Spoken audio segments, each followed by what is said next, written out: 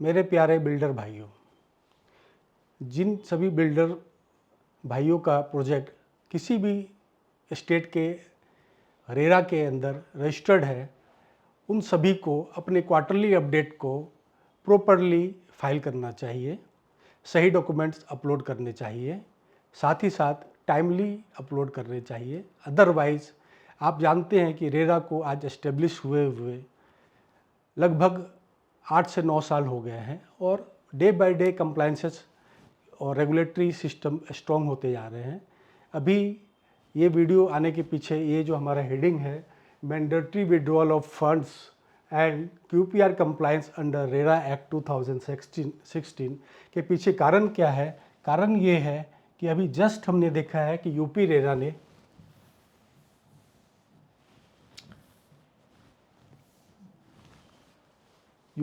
ने दो बिल्डरों पर क्वार्टरली अपडेट उनके यूपी रेरा के वेब पोर्टल पे अपडेट नहीं करने के कारण लगभग 2.45 करोड़ की पेनाल्टी लगाई है दो बिल्डरों के ऊपर। देखिए, आपने देखा है कि the promoters based in Lucknow for repeatedly failing to upload the mandatory quarterly progress report of their registered projects on the UP RERA web portal, the authority has levied a total penalty 2.43 lakhs यानी कि 2.43 crore on the promoter after they failed to comply with repeated reminders and notices issued by the authority. इसके द्वारा UP RERA ने क्या किया है, एक strong message अपने रजिस्टर्ड प्रोजेक्ट्स के प्रमोटर्स को दिया है कि भाई अब आप सुधर जाइए, अदरवाइज़ अब पेनाल्टी लगाने का काम हमने शुरू कर दिया है। तो मेरा ये अनुरोध है सभी बिल्डर भाइयों से जो कहीं भी किसी भी रेरा के अंदर रजिस्टर्ड है, तो आप उस रेरा के वेब पोर्टल पे जाके क्वार्टरली अपडेट ज़रूर करें। ये एक बहुत ही इम्पोर्टेंट इशू है। साथ ही साथ ये लिंक्ड है आपके बैंक अकाउंट से, जो कि एस्क्रो बैंक अकाउंट है। कुछ प्रोजेक्ट्स जिनके प्रोमोटर्स ने अभी रेरा एस्क्रो अकाउंट नहीं खोला है और पहले के रजिस्टर्ड प्रोजेक्ट्स हैं, उनसे भी ये अनुरोध है कि आप रेरा एस्क्रो अकाउंट जल्द से जल्द खोलें।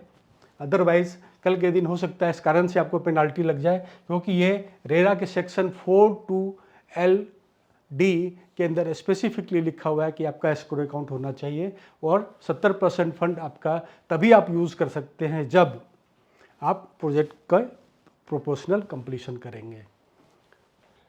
आइए अब हम लोग स्टार्ट करते हैं अपने रेरा एक्ट के अंदर क्या क्वार्टरली अपडेट को कैसे करना है, क्या उसके सिस्टम्स है।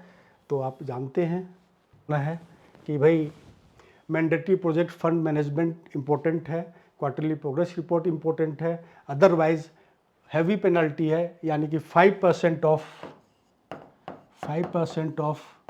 प्रोजेक्ट कॉस्ट की पेनल्टी है। जो अभी आपने देखा कि कैसे पेनल्टी 5% का है, देख लीजिए, एक बार आपको दिखा देता हूँ।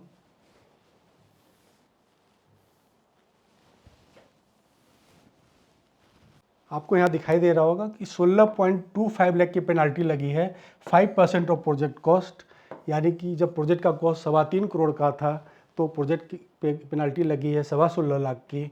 और दूसरे केस में देखिए, दूसरे प्रोजेक्ट में पेनल्टी 2.27 करोड़ की पेनल्टी लगी है, जबकि प्रोजेक्ट कॉस्ट उसका है 45.45 करोड़ का।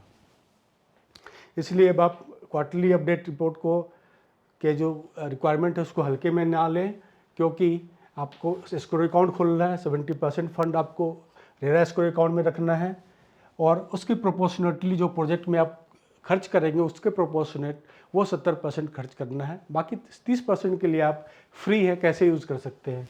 Section 11 subsection 1 of RERA act 2016 specifically says that every promoter जो कि प्रोजेक्ट रजिस्टर्ड है is required to regularly update project related details on the authority website after the completion of each quarter.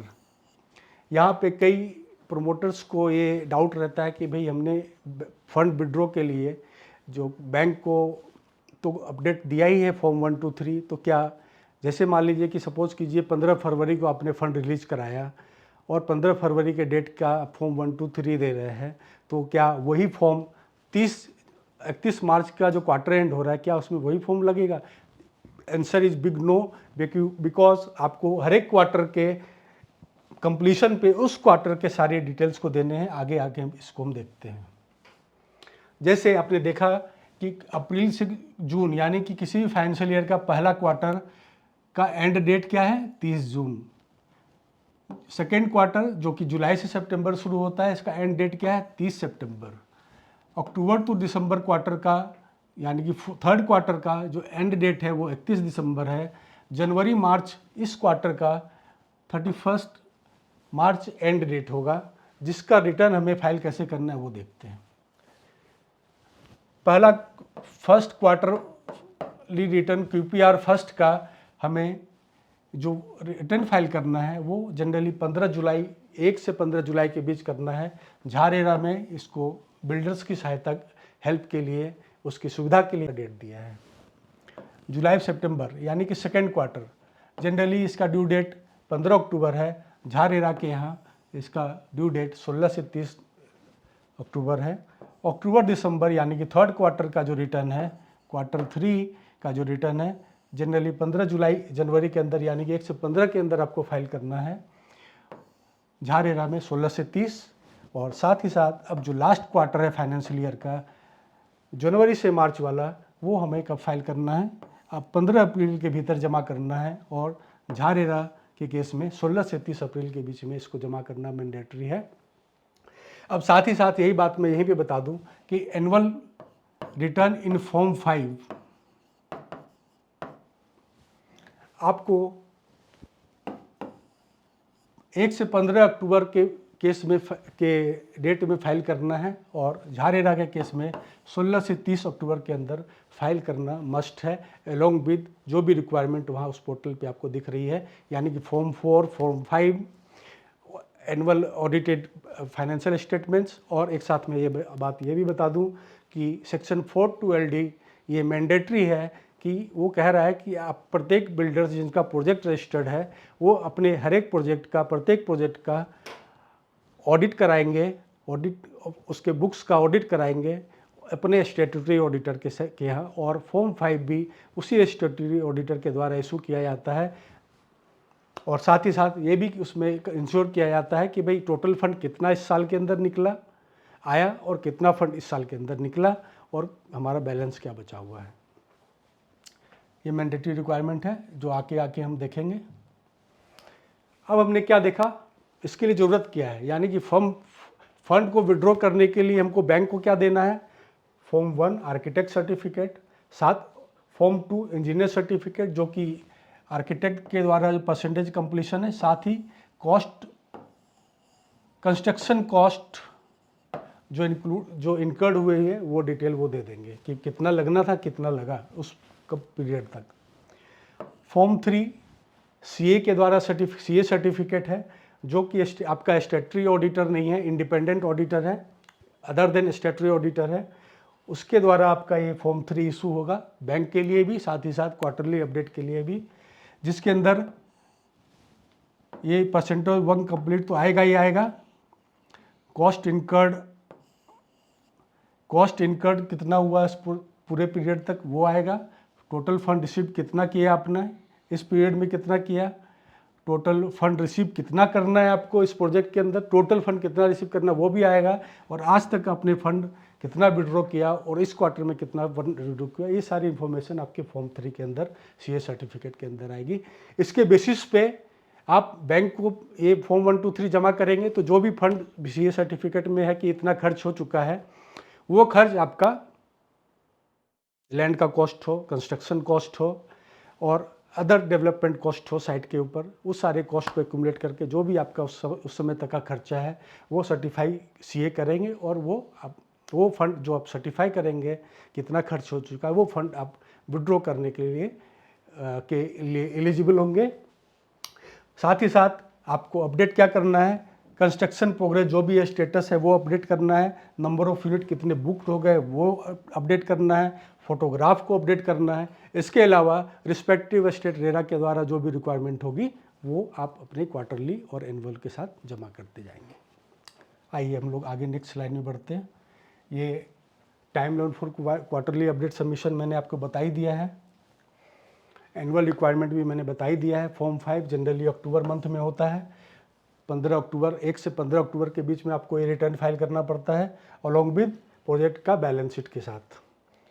कई जगह project का bank account भी मांगा जाता है, वो भी आपको जमा करना है साथ ही में। और मैं आपको बता दूं कि आप जो बिल्डर्स अभी तक अपने प्रोजेक्ट के वैसे प्रोजेक्ट जो रेरा रजिस्ट्रेशन के समय इसका अकाउंट नहीं खुला हुआ था वो अब भी खोल लें और अपने क्वार्टरली अपडेट के साथ उसको अपडेट करें, ये उनके लिए अच्छा होगा। Penalty for non updation of quarterly QPR, अभी जस्ट हमने देखा यूपी रेरा केस में 5% of penalty, 5% of estimated project cost जो भी आप डिक्लेयर कर रहे हैं उसका 5% आपको पेनाल्टी के रूप में पेनाल्टी लगाया जा सकता है, इसलिए आप इसको ध्यान करें। कई जगह रेरा में फिक्स और रिकरिंग पेनाल्टी भी है कि भाई 25,000 50,000 पर क्वार्टर है, लेकिन जब रिपीटेडली आप उसको डिफ़ॉल्ट करते हैं, वो डिफ़ॉल्ट 1-2 क्वार्टरली अपडेट के बारे में आप कोई भी है तो आपको ठीक है, आपको फॉरगिव किया जा सकता है, ये मेरा ओपिनियन है कि करना चाहिए। अदरवाइज़ अगर आप ये रेगुलर अपनी हैबिट बना रहे हैं और गलत रिटर्न डाल रहे हैं, गलत इन्फॉर्मेशन उसके अंदर अपलोड कर रहे हैं और ड्यू डेट के बाद कर रहे हैं, तो आपके ऊपर penalty section 61 of the RERA act 2016 के अंदर आपका पेनाल्टी लगाने का पावर रेरा अथॉरिटी के पास में है। अब ये सब तो ही कंक्लूजन है कि भाई अपने ट्रांसपेरेंसी को प्रॉपर बनाने के लिए आप भी अपनी प्रॉपर इन्फॉर्मेशन रेरा को दें, जिसका एक ही माध्यम है क्वार्टरली अपडेट रिपोर्ट, और इसलिए अपने भाइयों से ये अनुरोध है कि आप क्वार्टरली अपडेट प्रॉपर फाइल करें।